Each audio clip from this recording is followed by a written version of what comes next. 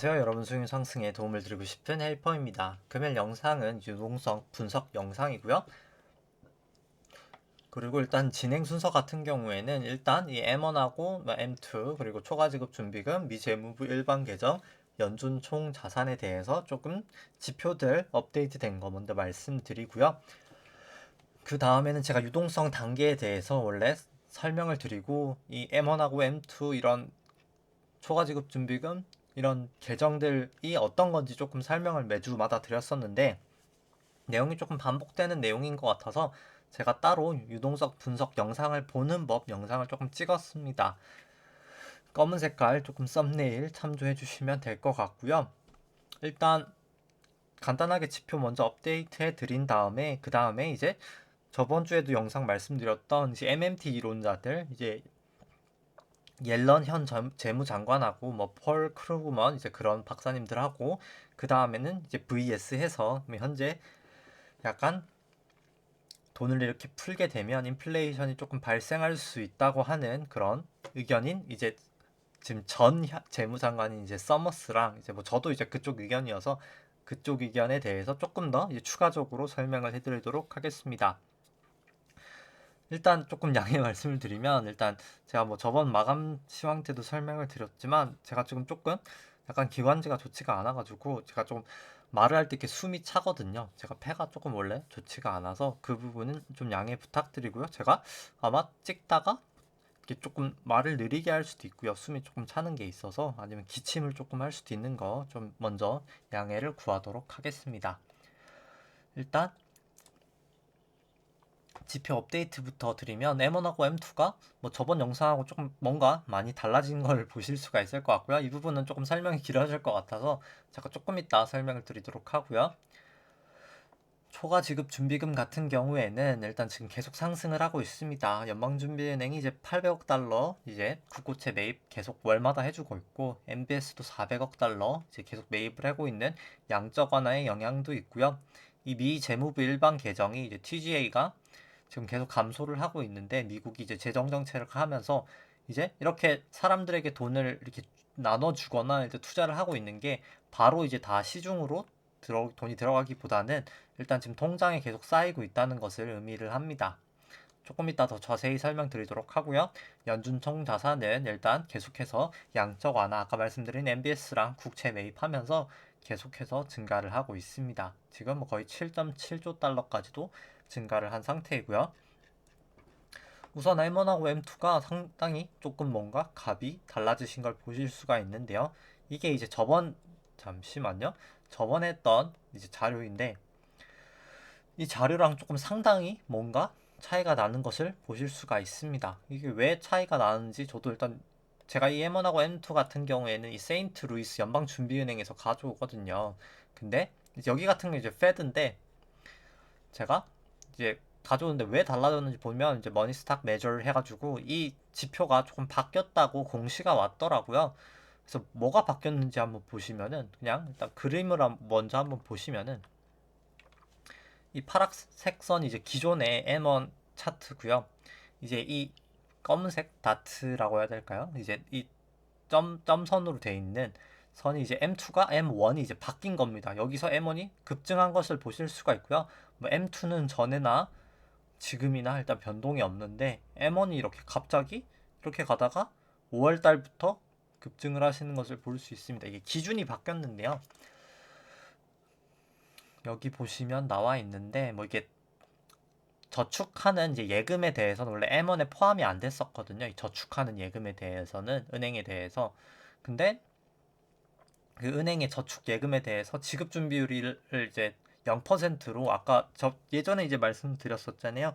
이 초과 지급 준비금이라는 게 아까 보여드렸던 이 초과 지급 준비금이라는 게 연준이 이제 지급 준비율 이상 해서 넣는 거거든요. 이제 보통 7%에서 8%인데 근데 일단 이 저축에 관련된 이 지준율 자체를 0%로 했다는 겁니다. 그렇기 때문에 이제 원래는 요구불 예금만 M1에 잡혔었는데 이제 뭐 예금이나 적금 같은 이제 저축성 예금까지 M1에 다 포함이 되게 되면서 M1이 이렇게 급증을 하게 되었고요.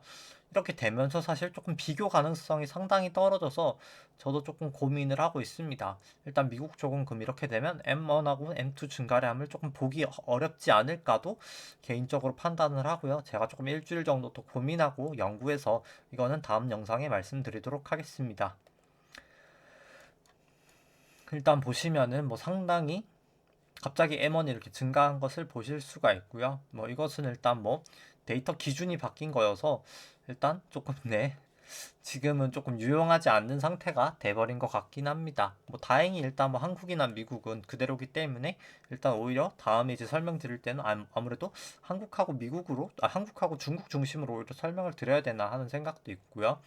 일단 M1하고 M2 같은 경우에는 뭐 그럼에도 불구하고 일단 전년 대비 증가율 같은 경우에는 이렇게 계속해서 상승을 하고 있는 모양새고요.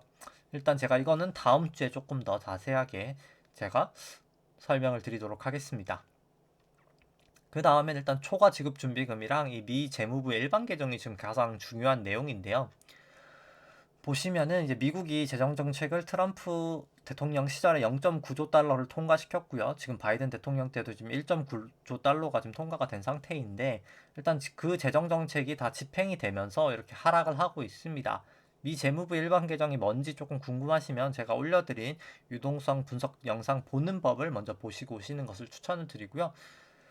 이렇게 지금 하락을 하고 있는데 이게 하락을 한다는 것 자체가 지금 재정 정책을 이렇게 어떻게 보시면 1.8조 정도에서 지금 한 1조 정도까지니까 한 8천억 달러 정도, 0.8조 정도는 이미 지출이 된 상태다라고 보시면 되고요.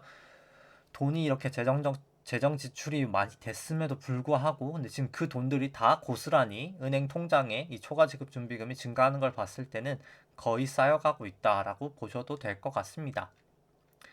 이제 연준 총자산 같은 경우는 계속 증가를 하고 있고요. 일단 양적 완화의 영향으로 그럼 이제 이것을 이해하기 위해서 제가 설명을 조금 드리면 이제 저번 영상에도 말씀을 드렸었지만 이제 뭐 현 재무부 장관이신 이제 옐런 재무장관하고 뭐 이제 뭐 폴 크루그만 분하고 이제 지금 뭐 서머스 분 여기 이제 저도 포함이 되겠네요. 이렇게 실제로 뭐 2대2는 아니지만 그리고 제가 여기 낄 자리는 아니지만 네 일단 뭐 제 방송이니까 제가 꼈고요.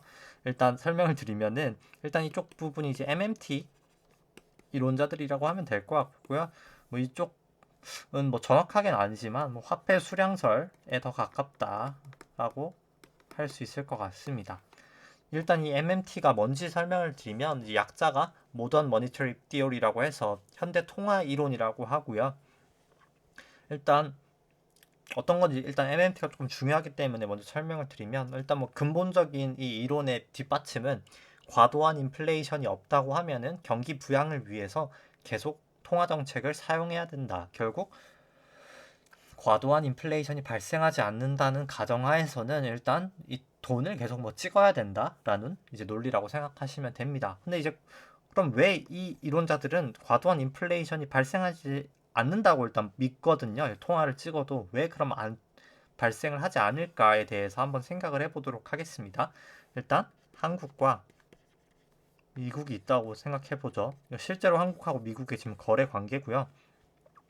이제 이 MMT 이론에 따라서 이제 왜 인플레이션이 이 분들은 발생하지 않는지에 대해서 제가 가장 대표가 되는 이론을 먼저 설명을 드리면 일단 가장 크게 먼저 이해하실 거는 이거 예를 들기 전에 가장 먼저 일단 이해하셔야 될 거는 일단 통화량과 유동성은 다릅니다. 일단 이거를 아시는 게 가장 중요하고요. 제 영상을 계속 보셨으면 아마 이해를 하시고 계실 것 같은데 일단 뭐 사람들이 이제 보통 양적 완화를 하면 그냥 시중에 유동성이 많이 풀린다라고 아마 얘기를 할 겁니다. 근데 사실은 이제 그게 정확한 표현은 아니고요. 그건 이제 유동성하고 통화량을 어떻게 보면 같이 얘기를 할 때 쓰는 말입니다. 뭔지 설명을 드리면 통화량은 실제로 양적 완화를 하면 이제 통화량이 풀리는 게 맞기는 합니다. 돈이 찍히는 건 맞긴 하고요. 근데 그렇다고 해서 바로 유동성이 증가를 하냐 하면 그것은 아닙니다. 통화량이 증가해서 유동성이 증가를 할 수도 있기는 한데 꼭 유동성이 증가하는 건 아니고요. 왜 이제 그런지는 제가 조금 이따 설명드리기 전에 지금 더 중요하니까 일단 지금 설명을 드리면, 쉽게 말해서 통화량을 찍는 것은 그냥 중앙은행이 이제 발권력을 토대로 돈을 찍으면 되는데요.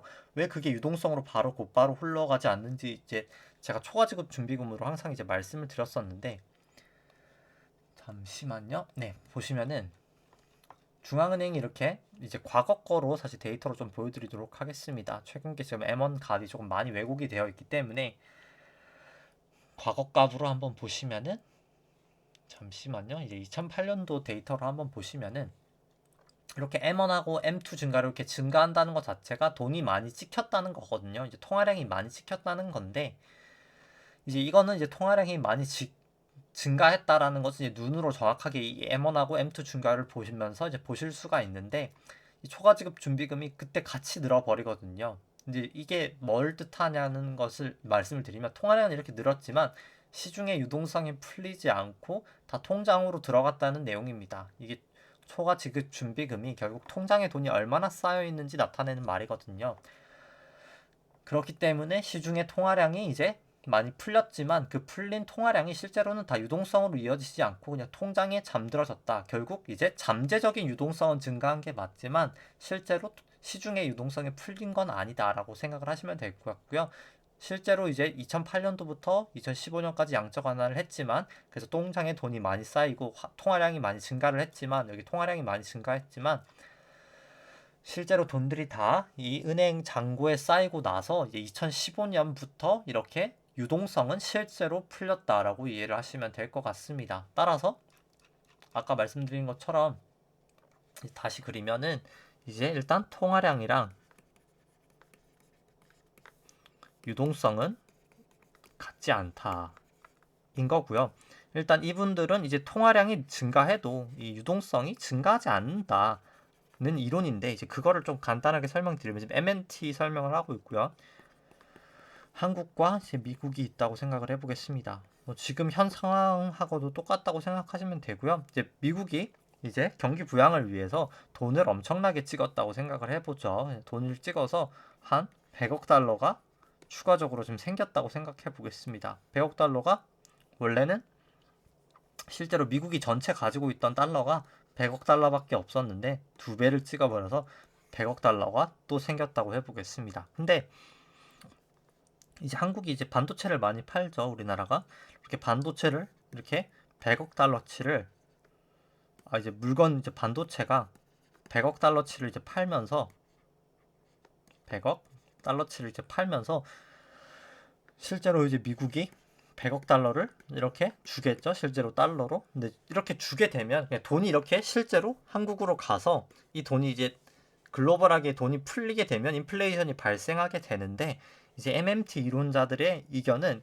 이렇게 한국 이제 뭐 삼성전자가 예를 들어서 100억 달러를 받게 되면 삼성전자가 이 돈을 그냥 바로 환전을 하면서 우리나라로 가지고 오는 게 아니라 이 미국의 국채를 사게 된다는 겁니다. 미국 국채를 실제로 대부분 이제 투자자들이 미국 국채를 많이 사긴 하고요. 이렇게 이제 이것은 이제 나중에 환율 얘기까지 해야 되기 때문에 이제 복잡한데, 실제로 이렇게 가져오게 되면은 원화가 이제 잠시만요. 네, 환율을 이제 이렇게 가져오게 되면 환율 변화가 나타나게 되면서 사실 이제 다시 수출하기가 더 점점 힘들어지긴 하거든요. 그렇기 때문에 이제 바로, 왜냐하면 이제 원화 강세가 되기 때문에 이제 한국에서 이제 미국에서 이 달러를 가지고 오지는 못하는 상황이 되게 되고요. 근데 이제 그렇게 되면은 이 사람들이 이제 결국 그냥 미국 국채를 바로 투자를 하지 않겠냐. 그러면 이제 이 100억 달러를 받은 것을 이제 바로 미국 국채로 이제 사버리게 되면 아까 말씀드렸다시피 그냥 초과지급 준비금이 그냥 이렇게 증가가 하게 됩니다. 이렇게 돈을 찍어도 돈을 쓰는 사람은 이제 아무도 없이 바로 이제 그냥 미국 국채로 들어가기 때문에 인플레이션이 이제 발생을 안 하게 되고요. 실제로 과거에 이때까지 보시면 아까 초과지급준비금도 말씀을 드렸지만 실제로 그런 현상 때문에 일단 2008년부터 이제 2015년까지도 보시면은 일단 인플레이션이 크게 발생하지 않았었습니다. 이게 이제 MMT 이론의 가장 큰 근간이고요. 이 이론을 뒷받침하는. 근데 이제 중요한 것은 사람들이 언젠가 이제 미국 국채를 안 살 수가 있으면 그때 이제 이 관계가 깨지면서 이제 인플레이션이 발생을 하게 되는 것이거든요. 그럼 이제 투자자들이 언제 미국 국채를 안 사게 될까라고 생각을 하면 이제 미국 국채라는 이 가격이 금리가 올라가게 되면 이 이자율이 이제 I라고 했을 때 이자율이 올라가게 되면 이 채권 가격은 떨어지게 되거든요. 제가 이제 할인율 영상을 올려드렸는데 이 할인율이 금리라고 생각하시면 되고요. 이 금리가 올라가게 되면 자산 가치가 이렇게 떨어지게 됩니다.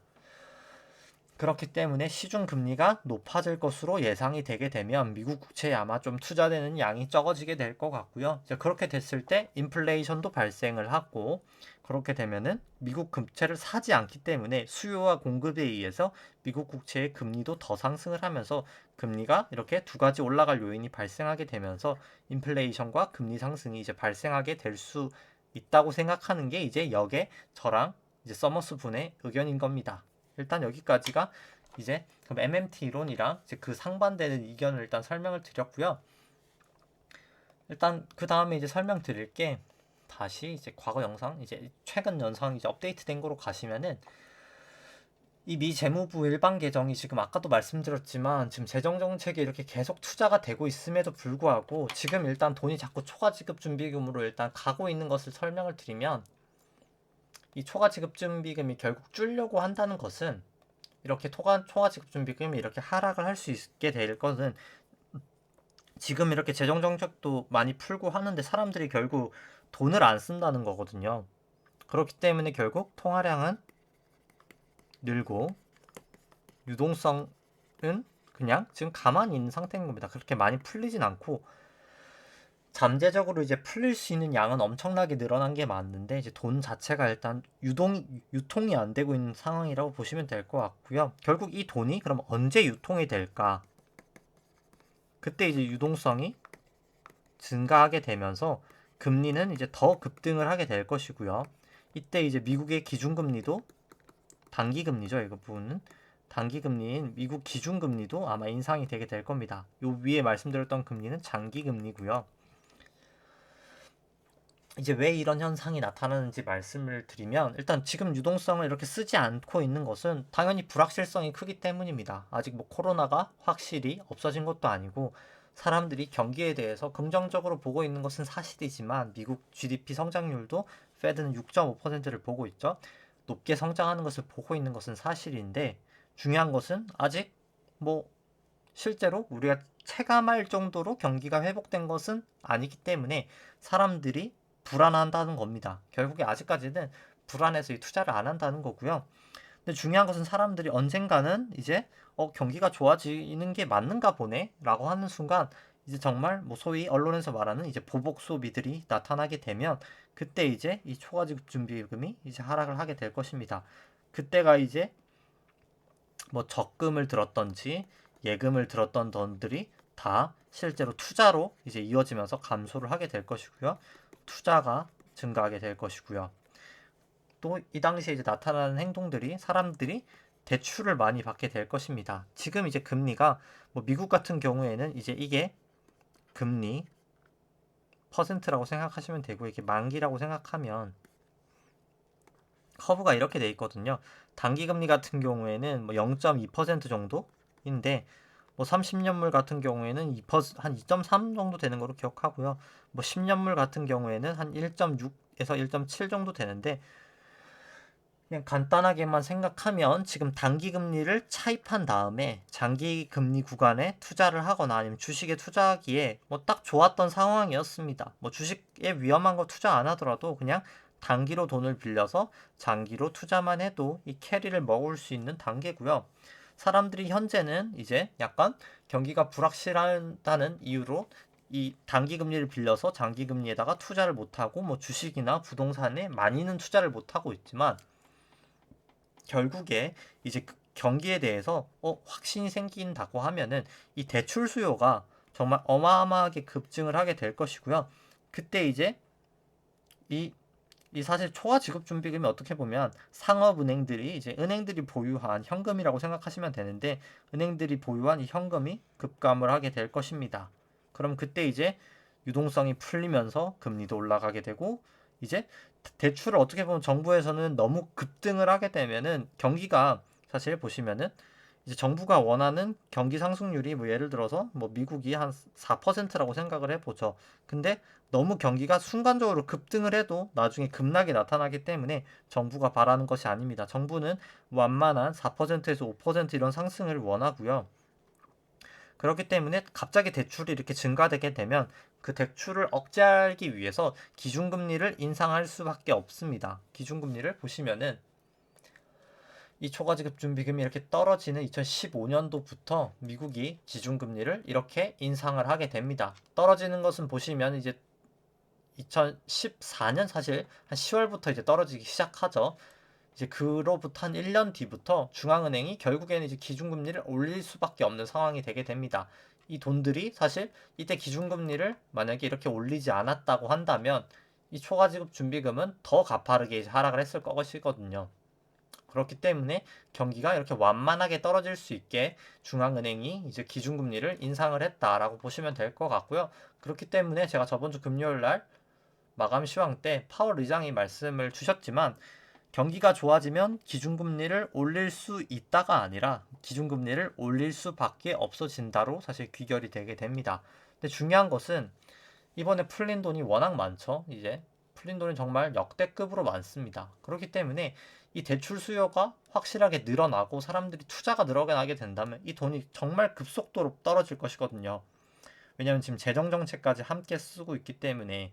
근데 이렇게 급속도로 돈이 떨어질 때 그럼 그걸 막기 위해서는 연방준비은행이 할 수 있는 것은 더 급격한 금리 인상밖에는 없습니다.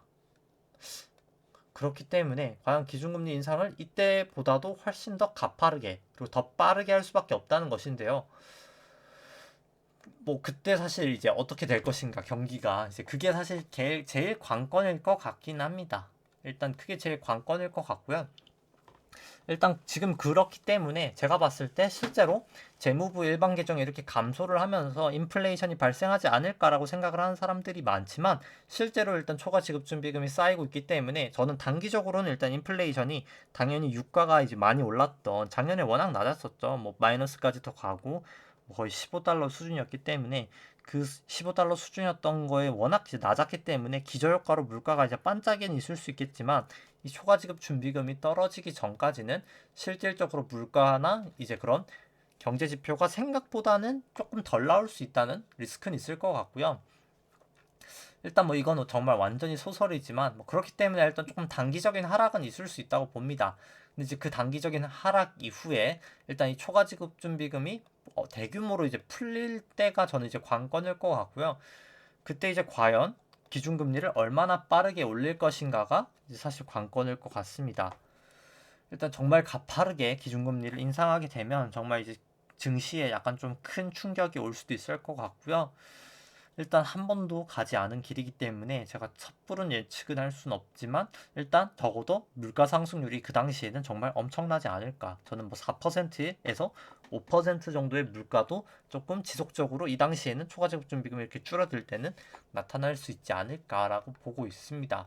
결국 일단 지금 당장은 그냥 간단하게 요약을 드리면 지금 당장은 그냥 이 초과 지급 준비금에 돈이 쌓이고 있어서 이 재정 정책과 통화 정책을 다 하고 있음에도 불구하고 통장에 돈이 일단 쌓이고 있기 때문에 지금 당장은 생각보다는 인플레이션이나 이제 물가 상승률이 인플레이션이나 이제 뭐 물가상 똑같은 말이죠. 이제 조금 약간 더딜 수는 있을 것 같고요. 결국 이 줄어들 때가 그때가 조금 리스크인데 그때를 조금 조심해야 될 것 같다. 그리고 이제 그때는 정말 이제 인플레이션이 해지될 수 있는 자산에 투자를 해야 될 것 같다가 이제 기본적인 골자입니다.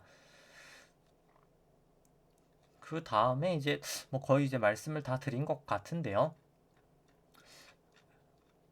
일단 뭐 개인적인 의견 같은 경우에는 일단 뭐 저는 조금 증시가 이거 하락 이게 어떻게 될지는 모르겠지만 뭐 당연히 이제 그냥 가장 간단한 것은 이 기준금리 인상 끝 무렵에는 항상 증시가 정점을 치고 이렇게 하락을 합니다. 보시면 기준금리가 이제 19년, 20년, 19년부터가 사실 정점이었거든요. 금리 인상기에.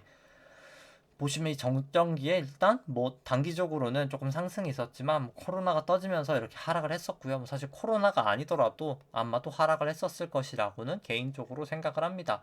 기준금리 인상 끝부분에는 항상 그 다음에 이렇게 하락이 있었고요. 2000년대나 2008년도나 보시면은 다 증시가 급락하는 모습을 보실 수가 있습니다. 아직까지는 좀 장기적인 내용이겠지만 좀 머나만 일일 것이라고는 생각을 하지만요. 이 초과지급금이 줄어들 때 미국은 아마 기준금리를 인상하게 될 것이고, 그때 이제 아마도 그 기준금리가 인상이 되는 고점 부근에서 이제 기준금리가 인하되는 시점부터는 증시에 더 가파른 하락이 발생할 수도 있다라고 생각을 하고요.